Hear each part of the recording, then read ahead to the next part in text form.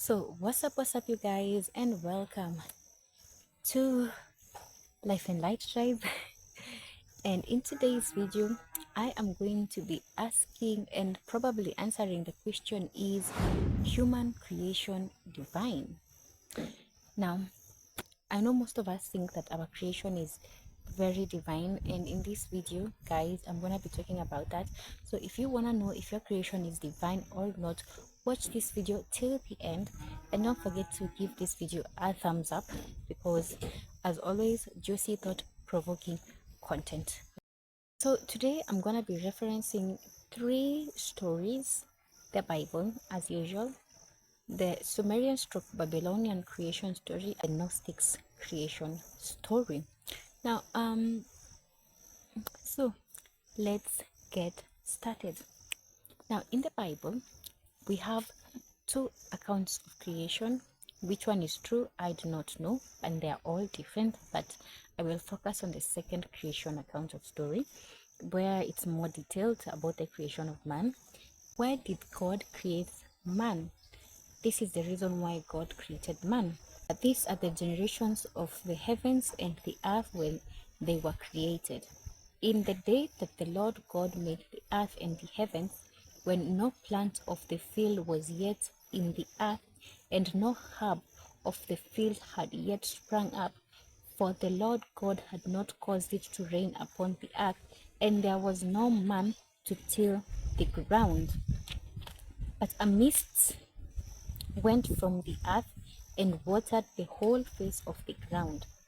And then the Lord God formed man of dust from the ground and breathed into his nostrils the breath of life, and the man became a living thing. The reason why man is created is to till the ground and maintain it. This is the reason why God creates humanity in the Bible. Now, when we go to the Babylonian or the Sumerian creation story, now these are different civilizations, but their story is sort of similar. But I like the Sumerian one more because it's more detailed. Now, in the Sumerian creation story, and I'm saying this story after I have read the translations of Zechariah Sitchin, and I know his translations have some issues, but I'm gonna use them anyway. Now, in the creation story, we have Enki, we have Enlil, we have Anu, who are the masters or the gods of the earth. And in the Sumerian creation story, according to Zechariah Sitchin, the reason why Enki and Enlil came to earth was to look for gold, because they needed gold to help fix their planet Nibiru, whose atmosphere was seriously depleting because of all the technology that they were doing.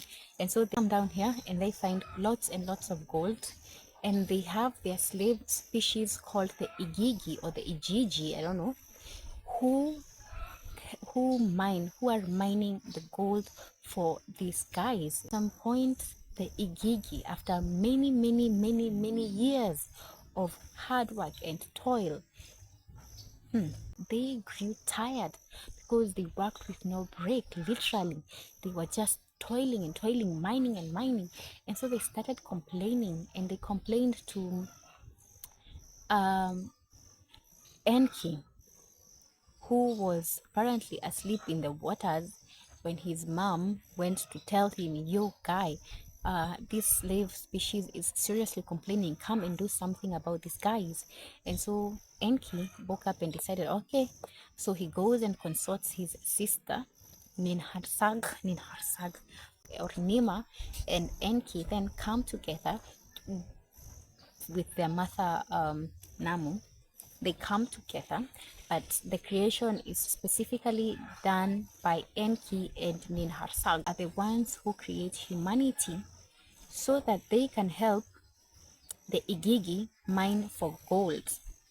Now, this is the reason why humanity was created according to the Sumerian creation story, to help the slave species Igigi mine for gold for these guys. Don't forget that these guys had more power than human beings, so they also made these guys in service to serve the gods, to build temples and to offer sacrifices. Basically, what this story, Sumerian stroke the Babylonian creation story, tell us is that humanity was created to be slaves.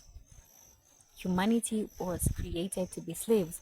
Now, the Genesis creation story tells us that humanity was created for man to till the ground and keep it. Doesn't it give you slave vibes still? Now, let's go to the Gnostics creation story. Gnostics creation story is a very interesting one, by the way. The Gnostics believe that the creator of the planet called Earth is a very, very, very evil god. They call him the demiurge or Yaldabaoth, a hideous creation, a monster creation. He was half lion, half snake, with eyes made of bolts of lightning. This guy could not create in the source because he was hideous and he was a creation that was not, according to the standards of the source. He was monstrous, and even his mother was very ashamed of what he had created, so she pushed him out of the source. And then this guy had stolen some of the mother's divine spark, and he sort of used that spark to create this material universe.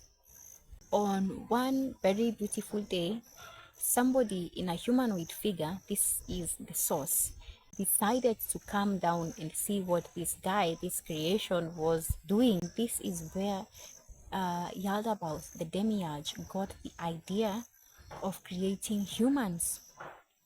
And so he told his demons and his archons to create what they had seen. Different demons and archons combined forces and they worked together and they created different body parts. The head was created by a different person, the eyes, the nose. It's a whole detailed creation story. The hands, the limbs, the stomach, every single part was created by a different demon stroke archon. But after the creation, these beings were lifeless. They could not move. They had no life. They could not talk. They could not breathe. They are just created numerous bodies, but they did not move at all. There is a luminary who was sent down to tell one of his archons, one of the rulers, the first archon, to go and tell the demiurge to breathe some of his life into this, put some of his breath into this creation so that they would be able to move. And he did exactly as told, and this creation was able to move. It had now life. This is where we get the story of God breathing into his nostrils according to the Genesis one. Don't forget this. And as he breathed his life in to this creation, he breathed out the spirit of his mother, or the divine spark that he had stolen from his mother, and this creation got it, and this creation became smarter and more enlightened, more powerful than the demons and the archons and Yaldabaoth himself. And this made them very angry, and jealous. And they threw him out of the universe they had created him in, and they threw him into the lowest material realm, this being Earth. There was somebody who was also sent from the source to help him to restore his fullness, to restore the life that he had lost, to restore the powers, the enlightenment that he had lost. And this power was hidden within Adam, so that the demiurge, the Yaldabaoth, could not recognize it and steal it from him again. And that is actually the story of the Gnostics creation story. It's a detailed one. I have not gone into the specifics, but if you are interested, go and check out this story from the Apocryphon of John, found in their website, the gnostics.org website. Now, let's get into that. What do you think about your creation now? Do you think it is divine? Do you think that your creation was divine? Like, oh, let me make man. Oh, so that he can come here on earth. Tell me what you think in the comments, because personally, I think that man's creation was not divine whatsoever. From the 3 stories that I have told you from the Bible, from the Sumerian to Babylonian, and the Gnosis, humanity practically was created as a slave species. Now, in the Gnostic story, if you read further ahead, you come to realize that the Garden of Eden was actually a trap. The earth, this material realm that we are in, is actually a prison that the demiurge has trapped us in, people who have souls, so that it can keep on harvesting our energy, so that he can be powerful. Practically, we are his batteries. Now, I have spoken about this in my video titled Earth as an Energy Harvesting Planet. Check it out. I've not talked about it in details, obviously, because back then I was just, forming my own theories. Turns out my theory is backed up by civilizations more ancient than this one, who confirmed to me that this planet that we live in is actually a prison. It's an energy harvesting planet. Yo. So what does that tell you? Your creation, our creation, as human beings, our creation is not divine whatsoever. Whatsoever. The person who created us, the demiurge, yelled about God, whatever you want to call this creator, was a vile, evil monster. And he created humanity to be his slaves, to worship him blindly, to come and till the ground. I mean, couldn't you make machines? I know we have made machines, dude. You are an all supreme creator, yet you need dust to create humanity. Couldn't you just imagine it? This shows you that the person who created us was not actually the supreme creator. Because if I was a supreme creator, I would not touch dust to create humanity. I would just imagine them. That's how powerful I would be. Yo, I created the whole universe. Why would I not be able to create humans with my thoughts? Come on, people, let's think about this. So, when you read all these stories, you find out that our creation is not divine whatsoever. God only created us to be slaves, to harvest our energy, to work, to be slaves, because our energy makes him powerful. This is why in the story of Eden, the Garden of Eden, he becomes so angry at Eve, because she becomes enlightened and realizes, there's nothing divine about this creation. We are doomed, we are in prison, we are in hell.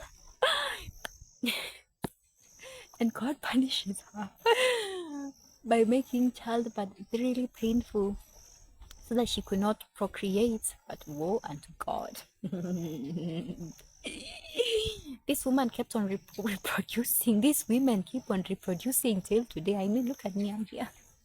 Because some people decided to reproduce generations and generations and generations. So, even when God, in the Bible, commands human beings to multiply and fill the earth, he did not say this because he actually cared about his creation. No. If you actually read the Bible very well, God hates humans. There's a time he even regrets creating them, because he's like, this heathen, this nonsensical creation.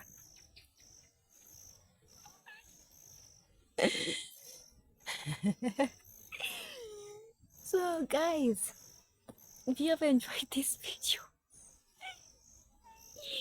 don't forget to give it a thumbs up.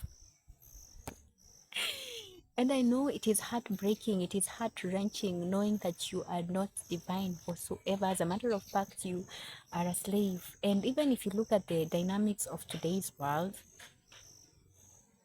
we are all just slaves, wage slaves.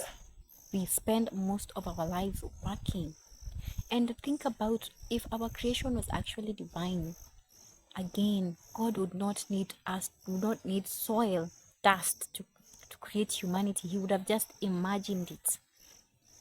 Now, that is just my thoughts. Those are just my thoughts. That is what I personally think. And that is what other people in the past thought. You know, the ones who were enlightened, they realized, boom, it's not divine whatsoever. It's not divine whatsoever. There is no divinity in it. There is no goodness in our creation. It was not out of love. It was out of control, out of fear, out of manipulation that we were created. Tell me what you think about this story and my theory in the comments below. Have a lovely, lovely, lovely day. Bye bye.